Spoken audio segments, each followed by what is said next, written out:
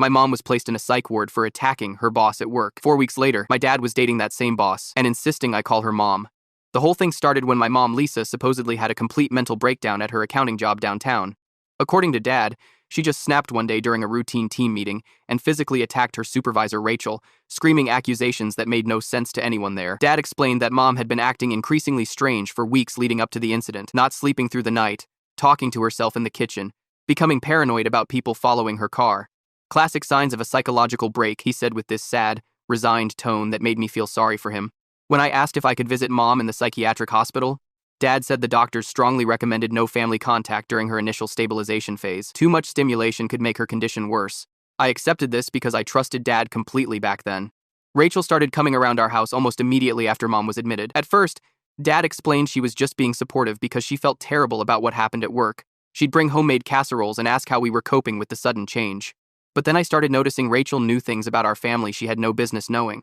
Like where we kept the spare house key, what brand of coffee Dad preferred for his morning routine, and that I was severely allergic to shellfish. When I mentioned this seemed strange, Dad got unusually defensive. He said Mom probably talked about personal stuff with coworkers more than I realized, that people share details about their home life at the office all the time. But this felt different, more intimate than casual workplace conversation. 3 weeks after Mom was committed, Rachel was staying for dinner almost every single night. She'd rearrange items in our kitchen cabinets and suggest we redecorate the living room with lighter colors. Dad seemed to agree with every suggestion she made, which was completely unlike his usual stubborn personality. When I finally got permission to visit Mom at the hospital, she looked genuinely confused when I mentioned Rachel being around our house so much. Mom said Rachel was known at the office for being cold and strictly professional with all employees, never engaging in personal conversations. She'd never shared family details with anyone at work, especially not someone in management. Mom also insisted she hadn't actually attacked Rachel that day. She said she discovered something suspicious in the office computer files and tried to confront Rachel privately about it, but couldn't remember exactly what happened next. The medication made everything feel foggy and disconnected, she explained. That weekend, when I got home, Rachel had moved her personal belongings into Dad's bedroom. When I objected to how fast things were moving, Dad snapped at me in a way he never had before. He said I needed to accept that Mom wasn't coming home anytime soon, maybe never, that Rachel was trying to help our family heal, and I should be grateful instead of suspicious. I started paying closer attention to their conversations when they thought I wasn't listening. Rachel would mention specific dates and times, asking Dad if he was absolutely sure about certain details, like they were coordinating their stories about something important. The financial documents I found while searching for my birth certificate showed Dad had withdrawn exactly $20,000 from their joint savings account. The withdrawal was dated 2 days before Mom's supposed breakdown. The same day, Rachel had made a large cash deposit into her personal checking account. Last night, I overheard Rachel talking on her phone in Dad's bedroom, saying the new medication adjustments were working perfectly and Mom's memory of that day was completely erased now. That they just needed to wait a few more weeks before making the arrangement permanent. When I confronted Dad this morning about what I'd overheard, he and Rachel exchanged the exact same look I'd noticed before, the same calculating expression they'd shared the day before Mom disappeared, and that's when I finally understood what they'd really done to get her out of the way. I stare at my bedroom ceiling, unable to sleep. Dad and Rachel's faces keep flashing in my mind, that calculating look they'd shared, the same one from the day before Mom disappeared. It wasn't just suspicion anymore, I knew. My laptop glows in the darkness as I type Rachel Winters Accounting into the search bar. Her LinkedIn profile appears first executive accounting manager at Meridian Financial Services, the same firm where Mom worked. Professional headshot, perfect smile, immaculate credentials, nothing suspicious on the surface. I click through to her Facebook profile, which is mostly private, but her profile picture is public. Rachel on a beach somewhere, tropical, sunglasses perched on her head, cocktail in hand. I'm about to close the tab when I notice something in the corner of the image. A familiar watch, Dad's watch, the vintage Omega his father gave him. My heart pounds as I scroll through her public photos. Most are locked behind privacy settings, but a handful from last year are visible. A sunset dinner at Castello's, Dad's favorite Italian restaurant, a hiking trip at Redwood National Park. All dated months before Mom's breakdown. I click on a photo from 8 months ago. Rachel and Dad, arms around each other at some charity gala. Mom had the flu that weekend. Dad said he was going alone. They've been together this whole time, I whisper to my empty room. I close my laptop and tiptoe down the hallway. Dad's bedroom door is closed, but I can hear the shower running in the master bathroom. Rachel must be in there. Dad's probably downstairs. His phone sits unattended on the kitchen counter while he rummages in the refrigerator. I grab it quickly, retreating to the pantry where I can see him through the slats in the door. Password, I mutter. I try Mom's birthday. Nothing. Their anniversary. Nothing. My birthday. The screen unlocks. I go straight to his text messages. Rachel's name is at the top of the list. I tap it and my stomach drops. The conversation goes back over a year. Lisa's getting suspicious about the transfers. We need to move faster. Don't worry. She won't find the offshore accounts. Just keep her distracted. Meeting with Dr. Feldman tomorrow. He'll write the prescriptions we need if the price is right. I scroll frantically, taking screenshots with my own phone. The messages get more explicit as they approach the date of Mom's breakdown. Everything's in place. Just make sure you're at the meeting tomorrow. Follow the plan exactly. I hear Dad's footsteps approaching and quickly place his phone exactly where I found it, slipping out the opposite pantry door just as he enters the kitchen. Back in my room, I pull out the voice recorder app on my phone. Dad taught me about gathering evidence when I did that mock trial project last year. Always get it in their own words, he'd said. Ironic advice now. I place my phone inside the decorative vase on the hallway table, recording activated, and then make a show of going downstairs to get water. As I return, I hear Rachel and Dad in the study, door slightly ajar. She's getting too curious. Rachel's voice is sharp. I saw her watching us at breakfast. She's just a kid, Dad replies. What's she going to do? Kids aren't stupid, David. She could ruin everything. The plan worked perfectly. Lisa's locked away, the money's secure, and in another month we can finalize the divorce while she's still declared incompetent. And if your daughter starts digging, then we'll handle it. The same way we handled Lisa. I freeze, my water glass nearly slipping from my hand. The casual cruelty in his voice, this stranger who looks like my father, makes me physically ill. My phone buzzes in my pocket, not the one recording, but my personal phone, unknown number. I step quietly into my bedroom before answering. Hello, honey? The voice is weak, slurred. Mom? Mom? How are you calling me? I whisper, closing my door. Pay phone in the common room. Listen to me. Her words are labored, like she's fighting through fog. Don't trust them. Your father. Rachel, they did something to me. I know, Mom. I'm figuring it out. The files. I found. Her voice fades in and out. Offshore accounts. Millions. Your dad and Rachel. They've been stealing from clients for years. Mom, I need to get you out of there. No. The sudden force in her voice startles me. Not safe. They're drugging me, changing my medication. Every time I start to think clearly, they increase the dosage. I hear voices in the background on her end. Time's up, Mrs. Coleman, a stern male voice. Mom, I'll find a way to help you, I promise. The blue notebook in my closet, she manages to say before the line goes dead. I sit on my bed, trembling. Dad and Rachel didn't just have an affair. They didn't just frame Mom for assault. They stole millions, and they're keeping her drugged and institutionalized so she can't expose them. I retrieve my phone from the hallway vase, saving the recording of their conversation. Then I sneak into Mom's closet, pushing aside her clothes that Rachel hasn't thrown out yet. Behind a stack of sweaters is a small blue notebook. Inside are dates, account numbers, transaction records, all in Mom's neat accountant handwriting, evidence of everything she discovered before they silenced her. I hear footsteps in the hallway and quickly hide the notebook under my mattress. Dad knocks once before opening my door. Hey kiddo, everything okay? Thought I heard you talking to someone. I force a smile. Just watching videos on my phone.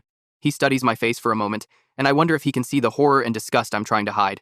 Rachel and I are thinking of redecorating the house next weekend. Give it a fresh start. His smile doesn't reach his eyes. You should help us pick out some new furniture for the living room. Sure, Dad. I lie. Sounds great. After he closes the door, I sit in the darkness, clutching Mom's notebook to my chest. I'm terrified of what they might do if they discover I know the truth. But I'm more terrified of what will happen to Mom if I do nothing. Tomorrow, I'll start gathering more evidence. I need to be smart about this, smarter than they think I am. Mom's life depends on it. I'm back at the hospital today, but this time, I'm prepared. The voice recorder app is running on my phone, tucked into the pocket of my hoodie. I've practiced turning it on and off without looking, making sure I can capture whatever Mom might say without anyone noticing. The psychiatric ward is depressing, all beige walls and fluorescent lights that make everyone look sickly. A nurse I haven't seen before leads me to the common area where Mom sits alone at a table, staring out the window. Lisa, your child is here to see you, the nurse announces in that patronizing tone they all seem to use. Mom turns slowly, her movements sluggish like she's underwater. Hey, Mom, I say, sitting across from her. She looks worse than last time, thinner, with dark circles under her eyes. Her hands tremble slightly as she reaches for mine. They increased my medication again, she whispers once the nurse walks away. I can barely think straight. I glance around to make sure no one is watching us closely, then lean in. I found your blue notebook, Mom, and I've been gathering evidence. The recordings, the text messages between Dad and Rachel. Mom's eyes widen slightly, a flash of clarity breaking through the medication fog. The company records, she says, her voice low and urgent. I found discrepancies in client accounts. Millions redirected to offshore holdings. Is that why they did this to you? I ask. She nods, gripping my hand tighter. I confronted Rachel first, thought she might not know what was happening. But Mom's voice trails off, her gaze drifting back to the window. Mom, stay with me, I urge gently. What happened when you confronted Rachel? She laughed, Mom says, her eyes focusing again. Said I should talk to your father about it. That's when I realized they were in it together. The next day at the team meeting, I was going to announce what I'd found. But something was wrong with my coffee. I felt dizzy, confused. They said I attacked Rachel, but I don't remember that at all. A male nurse approaches with a small paper cup containing pills. Medication time, Lisa. Mom takes the cup with shaking hands. Once he walks away, she leans forward. They're erasing my memory with these. Every time I start remembering details, they increase the dosage.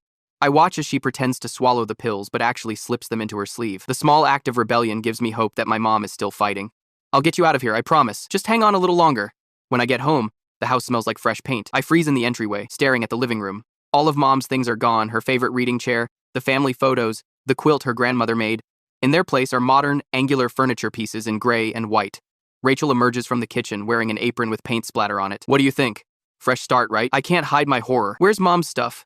Oh, we donated most of it, Rachel says casually. Your father and I agreed the house needed updating. Too many painful memories. You had no right. I say, my voice shaking. Those were Mom's things. Rachel's smile hardens. Your father had every right. This is his house too, and Lisa won't be needing those things anymore.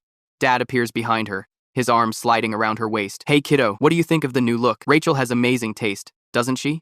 I want to scream at him, but I remember what's at stake. I need to keep gathering evidence. It's different. I manage. We have news, Dad says, exchanging a look with Rachel. I was going to wait until dinner, but Rachel holds up her left hand, displaying a massive diamond ring. We're engaged. My stomach drops. Engaged? But Mom's only been gone a few months. Dad's expression darkens. Your mother and I were having problems long before her incident. Rachel has been a blessing for both of us. Both of us? I repeat incredulously. We're having a celebration dinner tomorrow night, Rachel interjects. We've invited some friends from work and your father's golf buddies. You'll be there, of course. It's not a question, it's a command. Actually, I have a... You'll be there. Dad cuts me off, his tone brooking no argument. Family supports family. Later that night, I sneak into Dad's home office. I know he keeps medical documents in the filing cabinet, and I need to see Mom's treatment plan. The drawer slides open silently, and I flip through the folders until I find one labeled, Lisa, Medical. Inside are forms from the psychiatric hospital, including medication orders. I photograph each page with my phone, my hands trembling when I see the dosage increases. Every time Mom had a visitor, specifically me, her medication was adjusted upward the following day. The most recent order, dated just yesterday, doubles her previous dose. At the bottom of each form is a note, recommended by R. Winters, approved by Dr. Feldman. Rachel is controlling Mom's medication. And according to these records, the current dosage is dangerously high. I hear footsteps in the hallway and quickly return the folder, sliding the drawer closed just as the office door opens. Rachel stands there in silk pajamas, her head tilted. What are you doing in your father's office? Looking for a phone charger, I lie, holding up my phone. Mine died. She studies me for a long moment, her eyes cold and calculating. Your father keeps spare chargers in the kitchen drawer. You know that. Right, I forgot, I say, moving toward the door. She doesn't step aside immediately, forcing me to squeeze past her. You know, she says casually, your mother had trouble remembering things too. It started with small details, then progressed to more significant memory issues. The doctors say it can be hereditary. The threat is clear. If I keep investigating, I could end up just like Mom, drugged and institutionalized, my memories systematically erased. I'm not forgetting anything, I say, meeting her gaze. In fact, I remember everything very clearly. Rachel's smile doesn't reach her eyes. Good, then you'll remember to be on your best behavior at our engagement dinner tomorrow. Your father would be so disappointed if his only child couldn't be happy for him during this special time. I nod and walk away, my heart pounding. As I reach my bedroom, my phone buzzes with a text from Dad. Rachel says you were in my office. Stay out of things that don't concern you. I sit on my bed, surrounded by the few photos of Mom I managed to hide before Rachel could throw them away. Time is running out. The medication increases, the engagement, the complete erasure of Mom from our home. They're accelerating their plan. Tomorrow at the engagement dinner, I'll have to pretend to celebrate while Mom sits alone in that hospital, fighting to hold on to her memories, but I won't let them win. I've got recordings, screenshots, and now medical documents proving they're deliberately keeping Mom drugged. I just need to figure out who can help us before it's too late. After visiting Mom, I'm more determined than ever to uncover what Dad and Rachel are hiding. I need solid evidence, not just my suspicions, so I dig through Mom's contact list and find Elaine Mercer, the senior accountant, who worked closely with Mom at Meridian Financial. I wasn't sure you'd remember me, I say when Elaine agrees to meet at a coffee shop far from Dad's usual haunts. Elaine stirs her latte, glancing nervously around the cafe. Of course I remember you. Your mom talked about you constantly. She lowers her voice. I've been worried sick about Lisa. The official story about what happened that day doesn't add up. What do you mean? Lisa was the most level-headed person in that office. Then suddenly she's screaming accusations and throwing things at Rachel? It never made sense. Elaine leans closer. The week before the incident, Lisa asked me to double-check some client account transfers. She thought she'd found discrepancies, large sums, moving through shell companies. My heart races. Did you see the records? Only briefly. Lisa was keeping detailed notes, but after the incident, Rachel had IT wipe Lisa's computer. Said it was company protocol after an employee termination. Elaine's eyes narrow. Thank you for watching, and please subscribe.all. But I saw enough to know something wasn't right. The transfers all had your father's digital signature as the authorizing partner. I pull out my phone, showing her photos of the pages from Mom's blue notebook. Do these match what you saw? Elaine's eyes widen. Yes, these are the account numbers. Where did you get this? Mom hid it before they took her away. I swallow hard. Rachel and Dad are engaged now. They're planning to make Mom's hospitalization permanent. Elaine's hand trembles as she sets down her coffee. This is serious. These records show systematic fraud. If Lisa was building a case. She doesn't finish the sentence, but I understand the implication. I need to get more evidence, I say. Rachel has an office at our house. There might be something there. Be careful, Elaine warns, writing her number on a napkin. These people already put your mother in a psychiatric hospital. There's no telling what they might do if they realize you're investigating them. When I get home, the house is quiet. Dad's car isn't in the driveway, which means I have a small window of opportunity. I slip into Rachel's home office, the guest bedroom she converted when she moved in. Her laptop sits on the desk, closed but not powered down. I hesitate, knowing this crosses a line, but Mom's life is at stake. The screen lights up when I open it, asking for a password.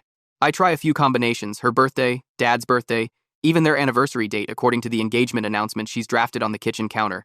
Nothing works. I'm about to give up when I notice a small notebook tucked under a stack of mail. Inside are passwords for various accounts, including one labeled Home Laptop with the password LisaGon2023. My stomach turns as I type it in. The screen unlocks, revealing dozens of folders. I click through them quickly, searching for anything related to Mom or the company accounts. In a folder labeled Contingency, I find what I'm looking for: copies of the same offshore account documents Mom had discovered, along with emails between Rachel and Dad discussing the Lisa situation. Once she's declared permanently incompetent, the divorce will go through automatically. One email reads, "All assets will revert to you as her legal guardian, and we can transfer the remaining funds without oversight." I pull out my phone to take photos of the screen, my hands shaking so badly I have to steady them against the desk. "What the hell do you think you're doing?" Dad's voice makes me jump. He stands in the doorway, his face twisted with rage. Before I can respond, he lunges forward, grabbing my phone and yanking it from my hands. "Dad, please. Do you have any idea what you've done?" he hisses, scrolling through my photos. "How long have you been snooping around?" "I know what you did to Mom," I say, finding courage in my anger. "I know about the money, the offshore accounts. I know you and Rachel planned the whole thing." His face changes, the rage giving way to something colder. "You don't understand anything." "One, I understand enough. You stole money. Mom found out. So you drugged her and had her committed. Now you're keeping her medicated so she can't tell anyone what she knows." Dad grabs my arm, pulling me out of Rachel's office and into the hallway. "This is adult business. You're a child playing with things you don't understand." "I'm not a child." I wrench my arm away. "And I'm not going to let you keep Mom locked up while you and Rachel steal millions of dollars." "Keep your voice down," he warns, looking toward the front door. "Rachel will be home any minute." "Good. Let her hear the truth. Let her know I've figured it all out." Dad's expression hardens. "Give me your computer, now." "What? No." "Either you give me your laptop and any other devices you have, or I call Dr. Feldman right now and tell him Lisa's daughter is showing signs of the same paranoid delusions." The threat hangs in the air between us. He wouldn't, would he? The front door opens, and Rachel walks in carrying grocery bags. Her smile freezes when she sees us standing in the hallway. "What's going on?" she asks, setting down the bags. "Our little detective here has been going through your computer," Dad says, holding up my phone, taking pictures of private documents. Rachel's face transforms instantly, all pretense of warmth vanishing. "I see." She walks toward me slowly. "And what exactly were you hoping to find?" "Evidence," I say, refusing to back down. "And I found it. I know you and Dad have been stealing from clients. I know Mom discovered it, and I know you drugged her coffee at that meeting so you could claim she had a breakdown." Rachel laughs, the sound sharp and cold. "You have quite an imagination, just like your mother." "It's not imagination. I have proof." Elaine Mercer confirmed the account discrepancies Mom found. Rachel's smile falters slightly at the mention of Elaine's name. She exchanges a look with Dad. "David, I think it's time we had an honest conversation with your child," she says. "This has gone far enough." Dad nods, gesturing toward the living room. "Sit down." I remain standing, not trusting either of them. "I'm not sitting anywhere until you tell me the truth." "The truth," Rachel says, stepping closer, "is that your mother is mentally ill. The truth is that she became obsessed with conspiracy theories about company finances. The truth is that we've been trying to protect you from the reality of her condition." "That's a lie," I say. "I've seen the documents. I've talked to Mom. I know what you did." Rachel sighs, looking at Dad. "She's clearly not going to listen to reason. We need to consider more drastic measures." "What does that mean?" I demand. Dad runs a hand through his hair, looking tired suddenly. "It means we can't have you interfering with Lisa's treatment plan or spreading false accusations." "False accusations? I have evidence." "What you have," Rachel says coldly, "is a collection of misunderstood documents and the ramblings of a mentally ill woman. No one will believe you over us, a respected financial executive and your own father. People will believe the truth." I insist. Rachel's laugh is chilling. "Truth is subjective, especially when it comes from someone with a family history of mental illness. Your mother's permanent institutionalization is already being processed. By this time next month, she'll be transferred to a long-term care facility in another state." My blood runs cold. "You can't do that." "We can and we will," Rachel says. "Your mother discovered something she shouldn't have, and she couldn't let it go. Now you're making the same mistake." "Dad," I turn to him, desperate. "How can you do this to Mom?" "To me?" For a moment, something flickers in his eyes, regret, maybe, or shame. Then it's gone. "I made my choice," he says quietly. "When Lisa found those accounts, she gave me an ultimatum: turn ourselves in, or she would go to the authorities. I would have lost everything: my career, my freedom, my reputation. So you chose Rachel and the money instead," I say, disgust rising in my throat. Dad doesn't deny it. "Rachel offered a solution that let me keep everything I've worked for. I'm sorry about your mother, but this is how it has to be." "And what about me?" I ask. "Are you going to have me committed too?"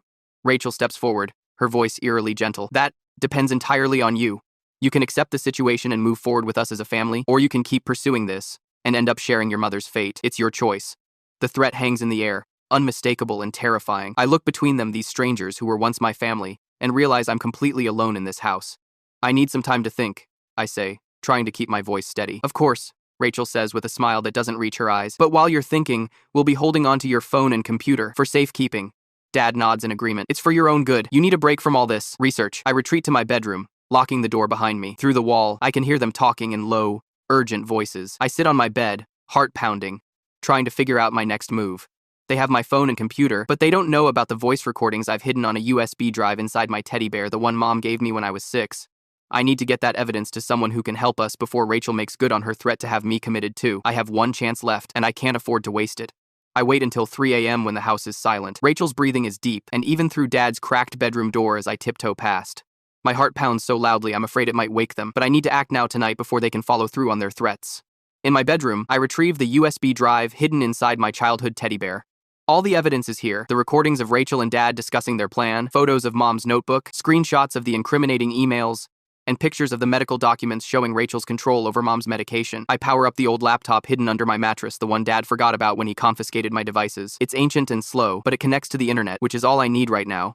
My hands shake as I draft an email to Aunt Caroline, Mom's sister who works as a criminal attorney in Seattle. We've never been close. She and Mom had some falling out years ago, but she's the only person I can think of who might have both the legal knowledge and family connection to help.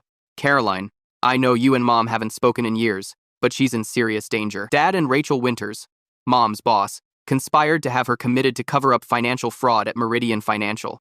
They're drugging her to keep her quiet and planning to make her institutionalization permanent. I've attached evidence, including financial records showing offshore accounts, recordings of Dad and Rachel discussing their plan, and medical documents showing how they're manipulating Mom's medication. They've threatened to have me committed too if I keep investigating. Please help us. Mom doesn't deserve this. I attach the files, double-check the email address from Mom's old contact list, and hit send. The progress bar crawls across the screen, each second feeling like an eternity. When it finally shows message sent, I exhale a breath I didn't realize I was holding. Now comes the hardest part, waiting. The engagement party is even more grotesque than I imagined. Our house is filled with Dad's golf buddies, Rachel's coworkers, and various acquaintances who have no idea they're celebrating a relationship built on fraud and betrayal. I force myself to smile and nod as guests congratulate the happy couple, my skin crawling each time Rachel calls me sweetie, or Dad puts his arm around my shoulders. Isn't this wonderful? Rachel's mother gushes, champagne glass in hand. They're just perfect together, and you're getting such a lovely new mother. I bite back the truth and mumble something about being happy for them. Every minute feels like an hour as I check my phone, the burner phone I bought with cash from my emergency stash after Dad took my regular one. No messages from Caroline yet. Rachel taps a knife against her glass, calling for everyone's attention. David and I want to thank you all for coming to celebrate our love, she says, her voice syrupy sweet. We've overcome so many obstacles to be together, and now we're finally starting our life as a proper family. Dad pulls her close, kissing her temple. When you know it's right, you just know, he says, and the crowd awes, appreciatively. I excuse myself to use the bathroom, needing a moment away from their performance. In the hallway, I check my burner phone again. Still, nothing from Caroline. Maybe she didn't believe me. Maybe the email went to spam, maybe. The doorbell rings. Through the frosted glass panels, I can make out the silhouettes of multiple people standing on our porch. Rachel opens the door, her perfect hostess smile freezing when she sees who's there. Rachel Winters? A man's voice asks. Yes, I'm Detective Morales with the Financial Crimes Division. We have a warrant to search these premises. The party goes silent as 3 police officers and a woman in a suit enter our foyer. I recognize her immediately from old family photos, Aunt Caroline. What is the meaning of this? Dad demands, pushing through the stunned guests. Caroline spots me in the hallway and gives me a slight nod. David Coleman, I'm Caroline Bennett, Lisa's sister. These officers have questions about some financial discrepancies at Meridian, as well as concerns about Lisa's current medical situation. Rachel's face drains of color. This is ridiculous. We're in the middle of our engagement party. I'm aware, Caroline says coolly. I received some very disturbing evidence earlier today that warranted immediate action. Dad's eyes find mine across the room, and I see the moment he realizes what I've done. You need to leave, he tells the officers. This is a private residence, and you're interrupting a celebration. Detective Morales unfolds a document. This search warrant says otherwise, sir. I suggest your guests depart while we conduct our business. The next hour is chaos. Guests murmur awkwardly as they file out, shooting curious glances at the officers now combing through Dad and Rachel's home office. I sit in the kitchen with Caroline, who keeps one hand protectively on my shoulder. You did the right thing, she tells me quietly. I'm so sorry I wasn't around to help sooner. Will Mom be okay? I ask, my voice small. I've already filed emergency motions to review her commitment and medication regimen. A judge granted them immediately after seeing the evidence you sent. She squeezes my shoulder. We're getting her out today. From the study, I hear Rachel's voice rising hysterically. This is all a misunderstanding. Lisa was unstable. Ask anyone at the office. Is that why you increased her medication every time she started remembering details about the fraud? Detective Morales asks. The hospital records show a clear pattern of medication adjustments corresponding with her moments of lucidity. Dad remains silent as an officer leads him to the living room, reading him his rights. He won't look at me. 3 days later, Mom comes home. She's still thin and moves slowly. The effects of the medication not completely worn off, but her eyes are clearer than I've seen them in months. She cries when she sees her bedroom, now stripped of all Rachel's, redecorating. I knew you'd figure it out, she whispers as I help her unpack the few belongings she had at the hospital. I just didn't know if anyone would believe you. Caroline believed me, I say. As soon as she saw the evidence, she knew exactly what to do. Mom smiles sadly. My little sister always was a bulldog when it came to justice. I should have reached out to her years ago. We're staying with Caroline until the case against Dad and Rachel goes to trial. They're both out on bail but under strict orders not to contact us. The preliminary hearing revealed the full scope of their crimes. Systematic fraud totaling over $3.2 million, conspiracy, unlawful imprisonment, and medical abuse. Elaine Mercer and other colleagues from Meridian have come forward with additional evidence of Rachel's manipulation of company records. Dr. Feldman, the psychiatrist who adjusted Mom's medication at Rachel's request, is cooperating with prosecutors in exchange for leniency. 6 months later, we sit in the courtroom as the judge delivers the sentences. Rachel gets 12 years for fraud, conspiracy, and unlawful imprisonment. Dad receives 8 years, his sentence slightly reduced for eventual cooperation with investigators. As they're led away, Dad finally meets my gaze. There's something like regret in his eyes, but it's too late for that now. Rachel stares straight ahead, her face a mask of cold fury. Outside the courthouse, reporters ask how we feel about the verdict. We're just focused on healing, Mom says, her arm around my shoulders. She's almost back to her old self now, stronger, clearer, determined to rebuild our lives, and making sure nothing like this happens to anyone else. Later that night, as we sit on Caroline's porch watching the sunset, Mom takes my hand. I keep thinking about how close they came to getting away with it, she says quietly. If you hadn't been so persistent, I knew something was wrong from the beginning, I tell her. The way Rachel knew everything about us, how quickly she moved in after you were gone, it never made sense. Mom smiles. A real smile that reaches her eyes. You know, your father always said you were too curious for your own good. Turns out you were curious enough for both of us. I lean my head against her shoulder, feeling for the first time in months that we might actually be okay. The road ahead is still long therapy sessions, legal proceedings, rebuilding our lives, but we're facing it together. And this time, no one is going to silence either of us.